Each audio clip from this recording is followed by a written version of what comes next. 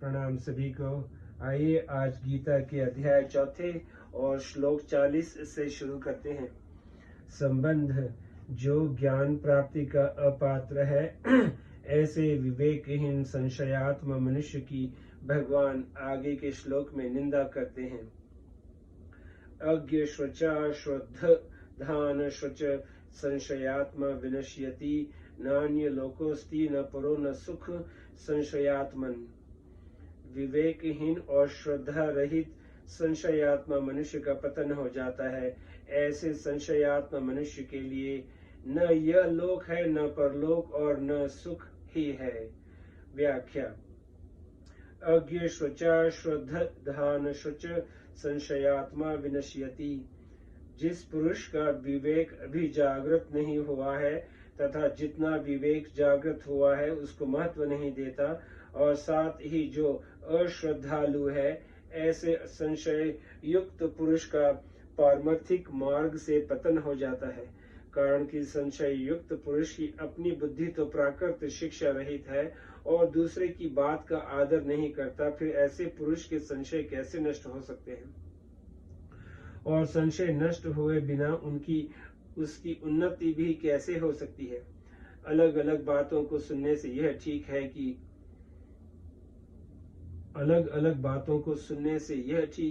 अथवा वह ठीक है, इस प्रकार संदेह युक्त पुरुष का नाम संशयात्मा है।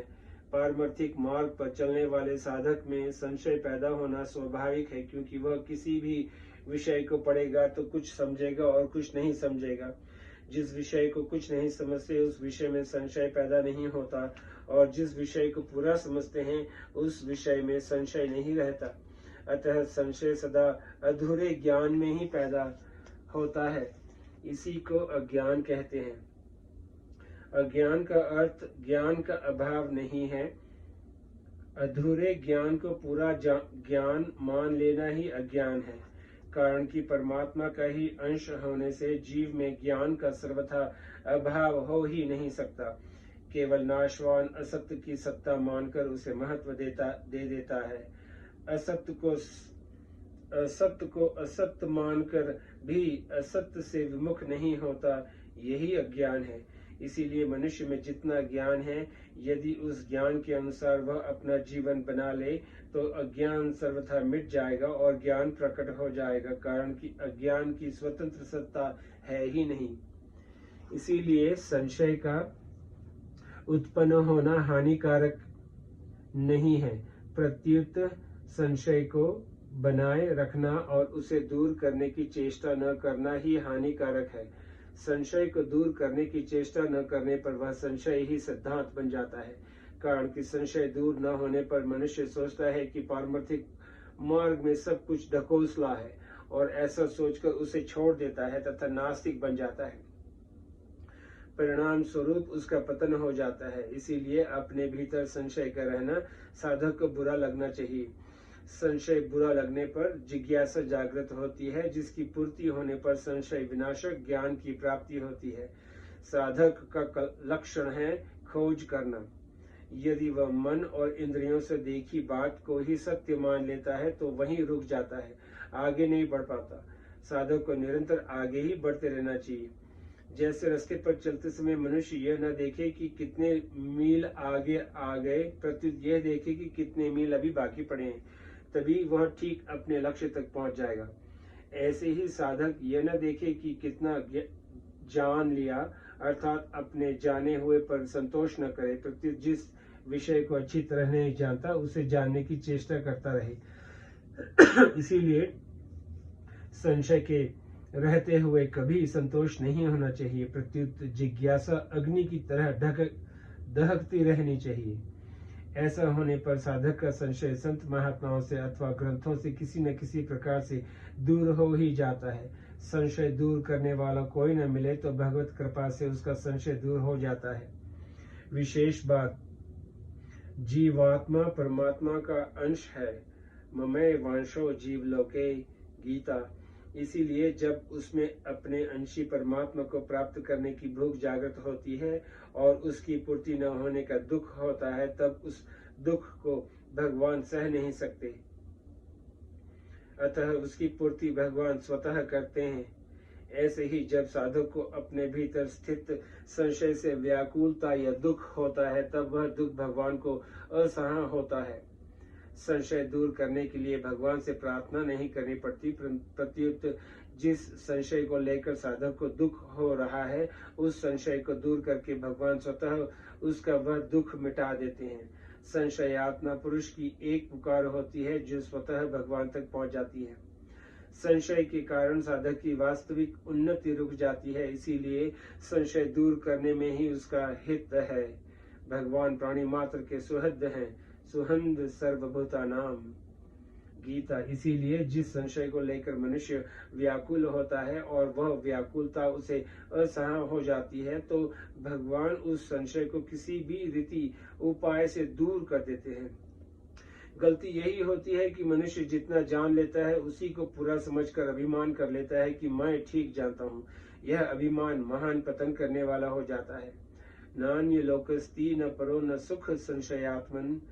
इस श्लोक में ऐसे संशयात्मा मनुष्य का वर्णन है जो अज्ञ और अश्रद्धालु है। तात्पर्य यह है कि भीतर संशय रहने पर भी मनुष्य की न तो अपनी विवेकवती बुद्धि है और न वह दूसरे की बात ही मानता है। इसीलिए उस संशयात्मा मनुष्य का पतन हो जाता है। उसके लिए न यह लोक ठीक है, न परलोक और न सुख ही है। कुछ श्रद्धा, कुछ धृष्टता, कुछ संशय, कुछ ज्ञान, घर का रहना घाट का जीव, धोबी का श्वान। संशयात्मा मनुष्य का इस लोक में व्यवहार बिगड़ जाता है, कारण कि वह प्रत्येक विषय में संशय करता है। जैसे यह आदमी ठीक है, यह बैठीक है, यह भोजन ठीक है, यह बैठीक है, इसमें मेरा हित है, यह अहित है, आदि आदि। उस संशयात्मा मनुष्य को परलोक में भी कल्याण की प्राप्ति नहीं होती, क्योंकि कल्याण में निश्चयात्मिक बुद्धि की आवश्यकता होती है और संशयात्मा मनुष्य दुविधा में रहने के कारण कोई भी निश्चय नहीं कर पाता। जैसे जप करूं या स्वाध्याय करूं, संसार का काम करूं या परमात्मा प्राप्ति करूं आदि। भीतर संशय भरे रहने के कारण उसके मन में भी सुख शांति नहीं रहती। इसीलिए विवेकवती बुद्धि और श्रद्धा के द्वारा संशय को अवश्य ही मिटा देना चाहिए। दो अलग अलग बातों को पढ़ने सुनने से संशय पैदा होता है। वह संशय या तो विवेक विचार के द्वारा दूर हो सकता है या शास्त्र तथा संत महापुरुषों की बातों को श्रद्धा पूर्वक मानने से। इसीलिए संशय युक्त पुरुष में यदि अज्ञता है तो वह विवेक विचार को बढ़ाए, और यदि अश्रद्धा है तो श्रद्धा को बढ़ाए, क्योंकि इन दोनों में से किसी एक को विशेषता से अपनाए बिना संशय दूर नहीं होता। संबंध। भगवान 33वें श्लोक से ज्ञान योग का प्रकरण आरंभ करते हुए ज्ञान प्राप्ति का उपाय तथा ज्ञान की महिमा बताई। जो ज्ञान गुरु के पास रहकर उनकी सेवा आदि करने से होता है, वही ज्ञान कर्म योग से सिद्ध हुए मनुष्य को अपने आप प्राप्त हो जाता है। ऐसा बताकर भगवान ने ज्ञान प्राप्ति के पात्र अपात्र का वर्णन करते हुए प्रकरण का उपसंहार किया। अब प्रश्न होता है कि सिद्ध होने के लिए कर्म योगी को क्या करना चाहिए। इसका उत्तर भगवान आगे के श्लोक में देते हैं। योग संशयस्त कर्माणन योग संशयस्त कर्माणन ज्ञान